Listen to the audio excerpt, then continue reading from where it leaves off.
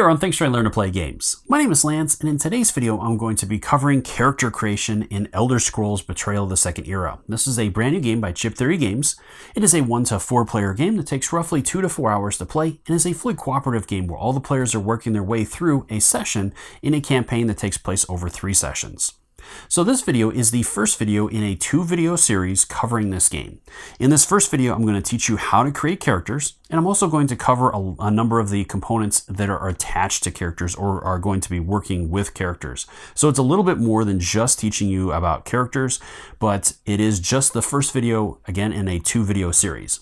In the second video, I'm going to teach you all of the core rules to take you through a full day in the game. So that'll cover all the rest of those rules, but I decided to break these into 2 different videos so that I wouldn't have just one very long video. As this is a very complicated game, I figured it would be best to break these into 2 videos. So make sure you check this video out first before jumping into that second video.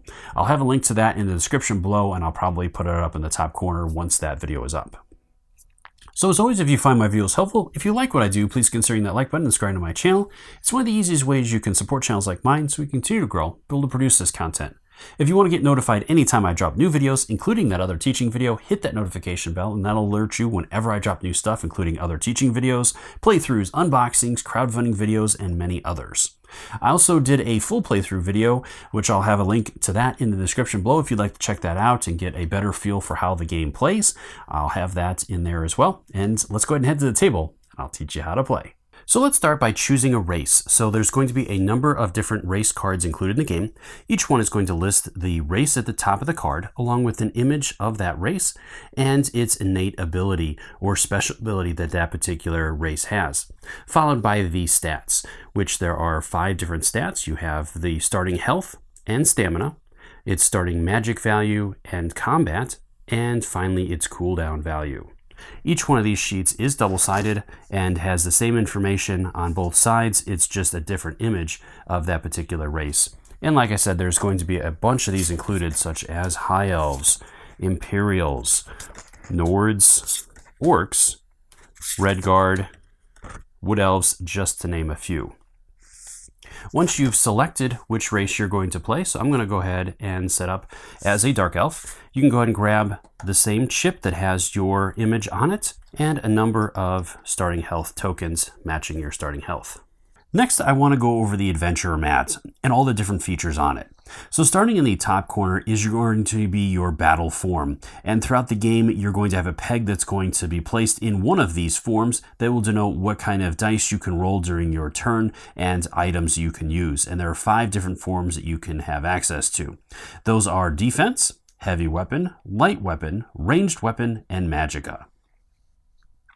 Next, in the middle of the board is your active slots, and you'll be able to place dice in here based on the different dice that you have into these active slots, which will have ongoing effects or will be triggered based on certain parameters as you play through the game, such as your defense. As you place defense dice in here, then those are going to be removed when enemies attack and do damage to you to defend against some of that damage. And that's just one example.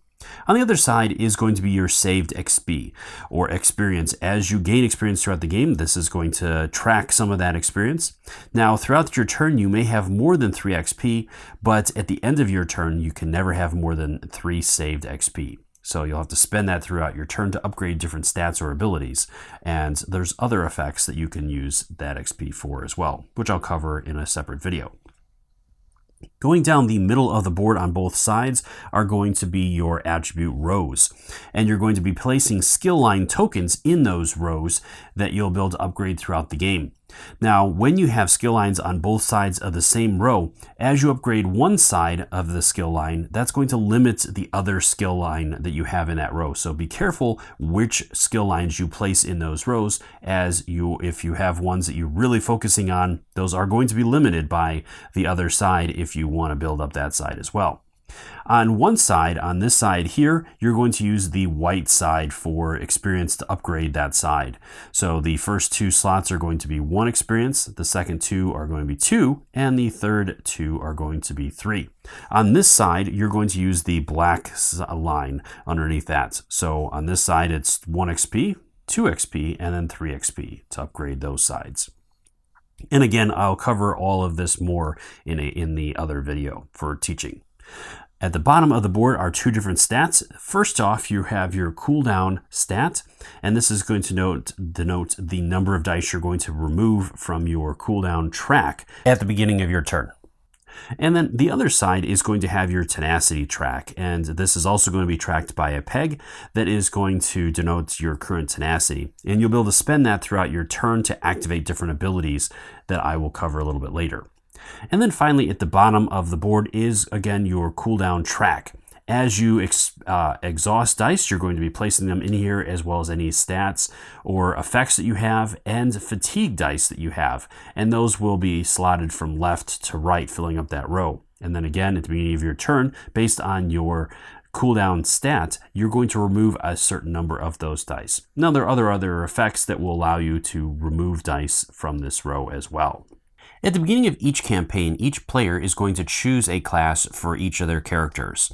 And there's going to be two different ways of doing this. First off, you could simply choose any class that you want your character to be, or secondly, you can play through the jailbreak intro scenario. And that will, depending upon the different achievements that you have, will unlock certain classes, and you'll choose one of those for your character to be, if you want to be more thematic.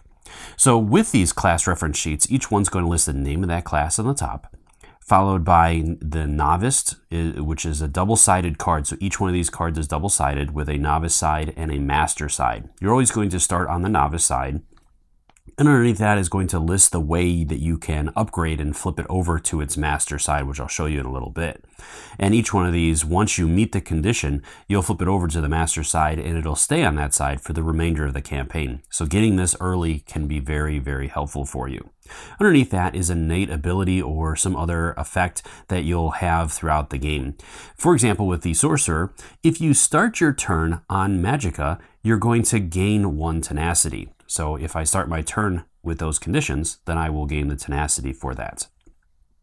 And finally, underneath that are the different abilities. Each one of these abilities is going to have a name and an amount of tenacity that you must have either to spend to activate that ability or simply to have, and that ability will trigger based on different parameters that need to be met. Underneath the name of each one of the abilities is a line, and this is either going to be a full line or a half line.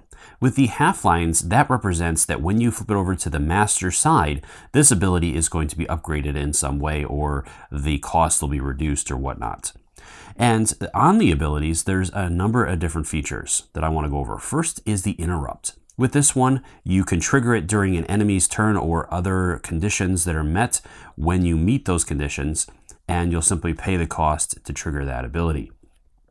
Next, we have enduring, and with enduring, that means that you don't spend the tenacity, you just need to have that amount of tenacity or greater, and then this will trigger, and it'll provide you with either a once per turn or anytime you meet that condition effect. Now, some are also going to have little icons, which means that your battle form must be in that position to trigger that. So with this one, I need to have either heavy or light battle form to be able to trigger this. And again, you'll have a number of different abilities. From there, on the back side of each card, again, is going to be the master side, as you can see here. And then with the master side, you're going to have the checkered lines, which represents that these abilities have been upgraded in some way compared to their previous versions of them on the other side. At the beginning of each campaign, players are going to start with a couple of skill lines, and then throughout the campaign, players are going to be able to acquire additional ones by going to taverns and getting trained. And I want to break these cards down. So first off, each player is always going to start off with a combat card, and this is going to list the stat that you're going to use. So with combat, you're using stamina, and that'll determine the number of dice you're going to be able to roll for when performing this.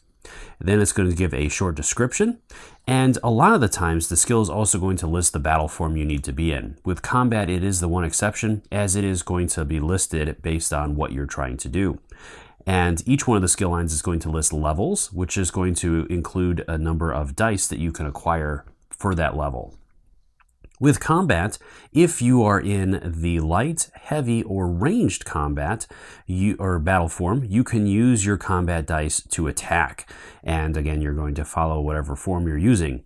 And each one of these is going to list what it does. So with this one, it is an instant effect, and it deals X damage to your target. And that is going to be based on the numbers you roll on the dice. And each of the skill lines is going to break down the icons of the different dice that you're going to find. So for example, on each one of these dice, I'm going to find a tenacity circle, which is over here. And then I'm going to have 4 sides with 1 damage on them and 1 side with the 2 damage on it.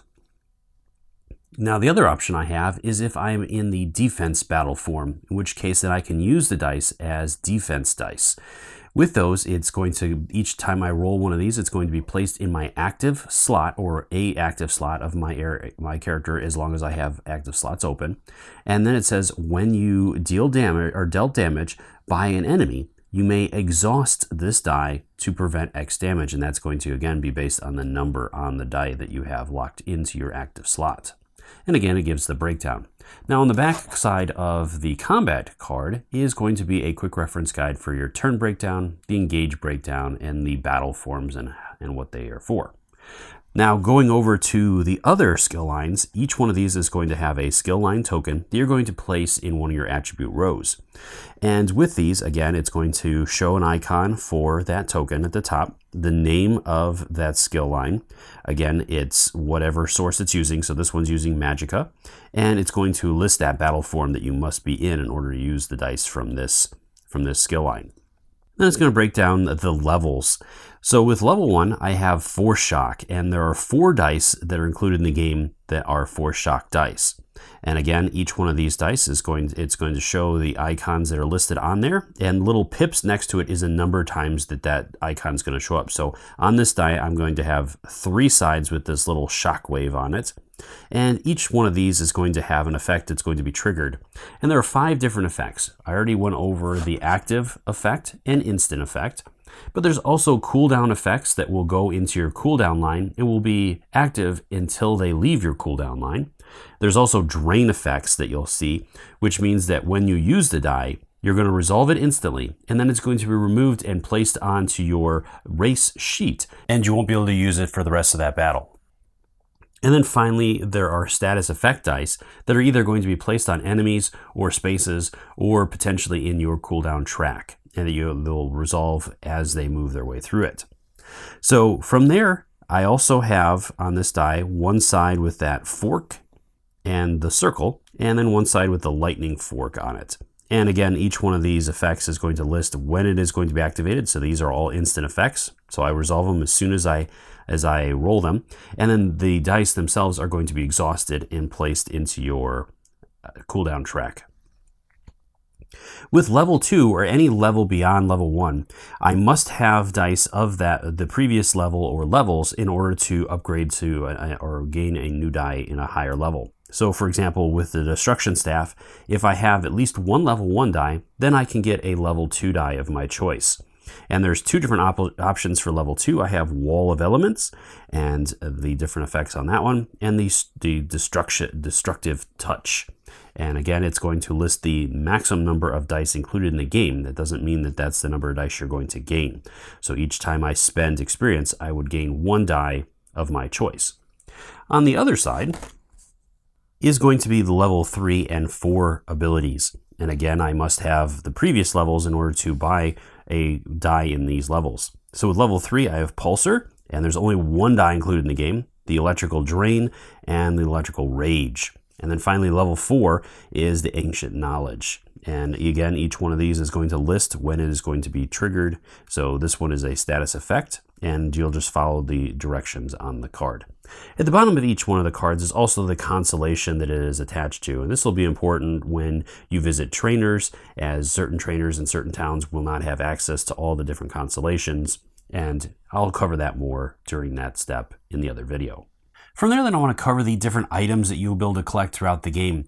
And there's 2 main decks you're going to be using for this. The first are the common items, and these are going to have the green background with the little sack image on them.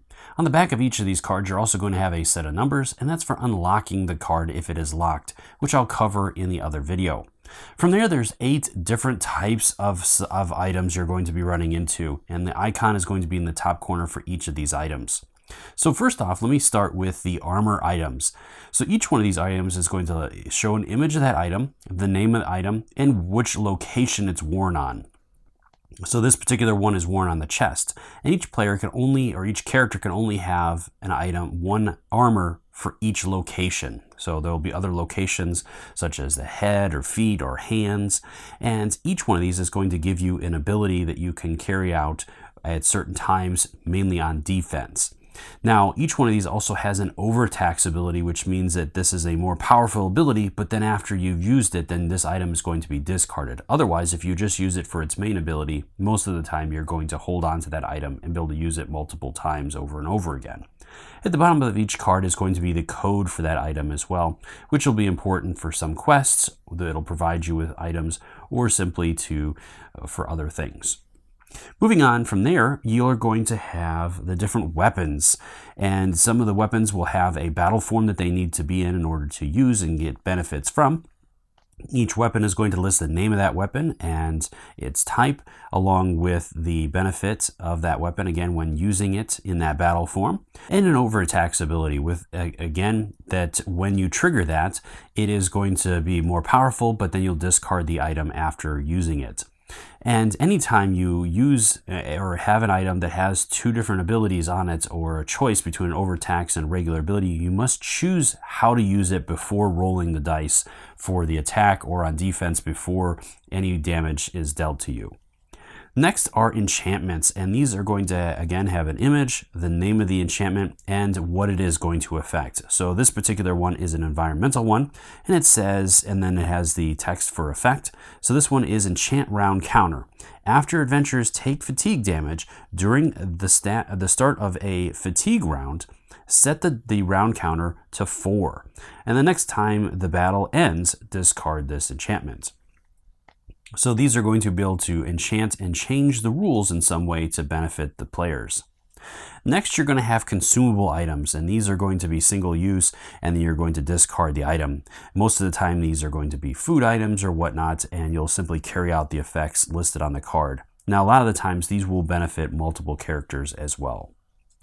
Next, you have potion items, and with potions, they are going to be expended to use, but you won't discard them. So when you go back to town, you can visit the alchemist, and you can recharge these items so you can use them again in later turns. From there, you're going to have clothing items, which will give you additional tenacity abilities that you'll be able to activate by spending tenacity just like any other ability. And you'll simply carry out the effects of those. So for example, with this one, this blanket here, or quilt, I can spend 3 tenacity to remove 2 HP from a pet in any adventurer's ready slots. So that can be very useful if we have pets and we're trying to keep them under a certain threshold before removing them. You're going to have miscellaneous items after that, and these are all kinds of catch-all items that will provide you with all kinds of different benefits, and you'll simply carry out the effect listed on the bottom of the card. Finally, you're going to have pets, and the pets are going to have all kinds of different benefits you'll carry out, and they'll stay with you until they reach a certain threshold. So for example, with this one, it says, when you draw a delve card, you may choose to place 1 HP chip on this pet, and then discard the delve card and draw a new one. Now, once there are 3 HP chips on this pet, you're going to discard it. So that's where that quilt could come in handy, removing a couple of those HP, keeping this pet in the game for a longer period of time. The other type of items you're going to run into are the legendary items, and on the back of each of these cards is going to have the purple icon or purple background with the treasure chest icon on it. And these are again going to have the 8 different subtypes in this deck, and each one of these again will work just like it does in the common deck. And the final thing I want to go over is character creation itself and how to build a character. So at the beginning of each campaign, you're going to build 1 or more characters you're going to play throughout the rest of the campaign. First, you're going to gain an adventurer mat for each character you're going to play, And next you're going to choose the character's race. So I'm going to go ahead and play a Dark Elf, and I'm going to try to tailor the Dark Elf to Magicka. So with that, next you're going to check on your race's stats and place those out. So I'm going to grab my 4 different stat tokens, and with the health you're going to place that out, and this is a double-sided token, so one side will have 5 and the other side will have 4. So I'm going to place that there. I'm also going to get my matching chip for my different character or race, and then I'll place a number of health chips underneath there, and that can go on top of my race card. Next, I have stamina, and stamina does not have a number next to it, and these can be placed in any one of your attribute rows, even on the other side if you want to. So it just depends on how you want to build your character up. So let's go ahead and say, for example, with mine, I'm going to place this over here. Now this is going to limit the amount of health or stamina that I can gain, and then with the stamina, it is going to have 2 stamina tokens. And I'm going to place the arrows pointing towards that so I know where that is, those are for. Next I have the Magicka, and again with my character I want to focus on magic, so I'm going to have that in its own lines. I'm going to place that one at the bottom there, and then I will also place a number of tokens in there based on my Magicka stat, so I'm going to have 3 of those in there. From there, then I have my combat line, and again, this is not a double-sided token, so I'll go ahead and place that. I think I'll place that here, and then I'm going to gather up a number of combat dice based on the stat. So it's going to have me start with 2. After that, you're going to choose a starting skill line, and for beginning players, there are 4 different skill lines that are recommended for your first playthrough, which can be destructive magic, hand and or one hand and shield, bow, or 2-handed. So for mine, since I'm focusing on magic, I'm going to go ahead and go with the destructive staff, and I'll also gain 2 level 1 dice from that skill line and place those in there. I also want to grab the destruction staff skill line reference card as well as the combat reference card, and I can place those anywhere I want to, so I'll just place those off to the side for now. From there, then you're going to choose a class. So again, with that, you can simply either choose one or you can go on the jailbreak intro scenario adventure. And that's based on the different things that you accomplish throughout that. You're going to have access to certain classes, and you can choose one of those in that. So I'm going to go ahead and choose a sorcerer, as that hopefully will help me in my magic offense. And then after that, you're going to place your different pegs in the different places. So starting on the one side, I have the battle form, and it's going to be based on whichever battle form or a battle line that I've chosen. So I'm going to go and place it in magic. And again, this is going to be switched throughout the different engagements and that. So just place it in one, or you can simply place it off to the side. It doesn't really matter, as you're going to be placing it during that first one anyways. On the saved XP, I'll place that in the leftmost spot, as I don't have any current XP. On my cooldown track, I'm going to check the bottom stat, and so that's going to have me placing it in the number 2 slot. And then finally with tenacity, I don't start with any, so I'll place that on the leftmost slot on that as well.